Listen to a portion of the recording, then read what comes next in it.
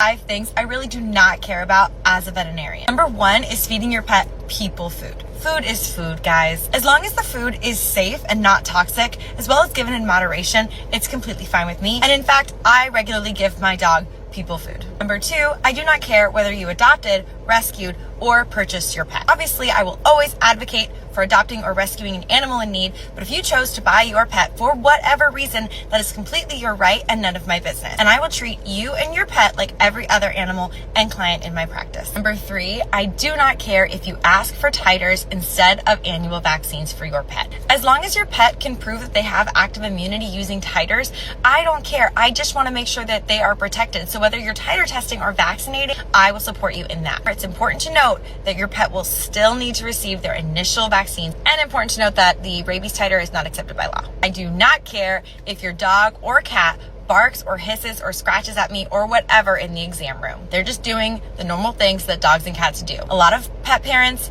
feel almost embarrassed when this happens and they apologize, but honestly, your veterinary team does not care. This is very normal. This is very common, and we are trained to respond accordingly. It does not mean your dog or cat or whatever is bad. Number 5, I do not care if you incorporate natural remedies into your pet's treatment plan. That is completely within your right. However, do not forego scientifically backed, medically proved treatments for natural remedies instead, especially if that leaves your pet suffering.